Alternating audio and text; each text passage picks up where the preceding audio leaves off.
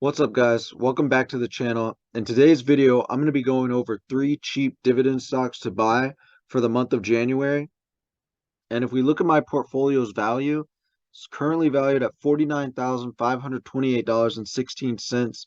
So I am once again getting close to that $50,000 mark on my portfolio. As you can see, I was up almost 1% today, $458.85. And before we look at those stocks, those cheap dividend stocks, just wanted to go to my activity feed and show you that I finally received my dividend from ADP, $5.24. ADP increased their dividend by 20%.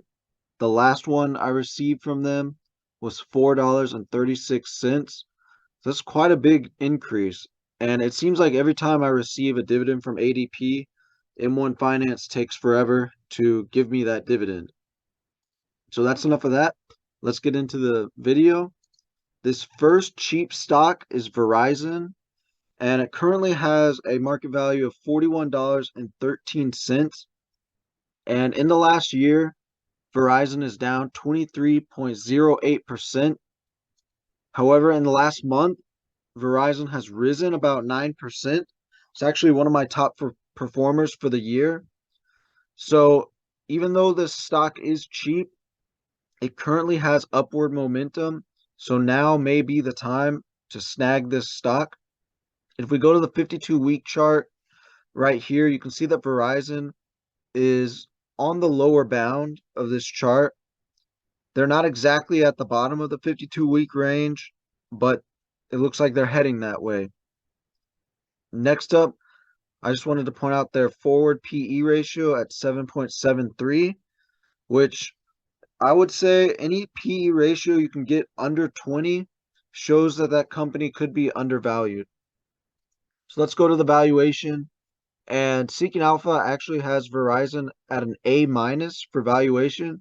You can see once again their forward PE is 7.73 and their sector median is 15.42, which means Verizon is almost 50% lower than their other competitors, which shows that they're definitely undervalued. Then next up, I want to look at this forward price to book. It's 1.86. Now, when we look at the price to book, we really want to get a number as close to 1 as possible or lower. And this is a little high. It's 1.86. However, the sector median is 1.89. So Verizon is just under the sector median. And then coming up next is the price to cash flow, and it's 4.51. And any number in the price to cash flow under 10 is good. And as you can see, the sector median is 8.89, which means Verizon is 49.29% lower. So that's definitely what you want to be looking at when you're valuing cheap dividend stocks or cheap stocks in general. So now we're going over to the dividend tab, where you can see Verizon has a very high yield at 6.51%. They have a good PE ratio or a good payout ratio of under 50%, 48.63. That's great. And then, however, their 5-year growth rate is really low. It's 2.07%. And they've been growing that for 18 years. However, you're already getting a high yield with Verizon. So having that low growth rate doesn't suck as much.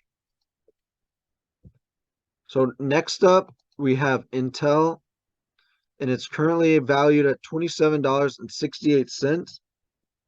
And this stock is down 47.91% for the year. And for the month, it's down 6.77%. Now, if we look at its 52-week range over here, it is sitting at the bottom of the 52-week range. So there is plenty of room for this company to grow. And then let's go over to the valuation. So Seeking Alpha is giving this a B plus. Their forward PE ratio is 13.67, which is still solid. They're undervalued. It's under 20. However, their sector median is 18.35. So they are 25.47% lower than their peers. That's exactly what we're looking for. Then if we go to this forward price to book, it is 1.11, which is a solid number. That is great. It's very close to 1. As you can see, the sector median is 3.85, which makes them negative 71.27%. And then we go to the price to cash flow. It's at 7. So it's once again, it's under 10. That's a good number to have. And the sector median sitting at 17.21, and they are negative 59.33%, which means they are undervalued compared to their peers. Now, if we go to Intel's dividend sheet, you can see that once again, they also have a high yield of 5.46%, a healthy payout ratio of 50.79%, and their 5-year growth rate, it's decent. You know, it's 6.26%. It's not too low, it's not too high, but you're still getting good growth with this company. And they've been growing their dividend for 8 years. Now, let's just jump right into the last stock, which is Viatris, and it's currently sitting at a market price of $11.75, and it's down 18.23% in the last year. However, in the last month, this stock is up 6.09%. So it does have a little bit of upward momentum, and now might be the time to buy it. So on their 52-week range, they're actually sitting in the middle, but their stock price is still pretty low. Now, if we go to the valuation, Seeking Alpha is giving their forward PE an A plus because it's 3.36, and the sector median is 18.85. So they are 82.19% lower than their peers. So that's, even though they're sitting in the middle of that 52-week range, this is definitely an undervalued stock. Now, if you look at their forward price to book, it is actually under 1, which is phenomenal. And the sector median is 2.57, which makes Viatris negative 73.6% to their competitors. And then if we look at the price to cash flow is 4.4, which is another great number.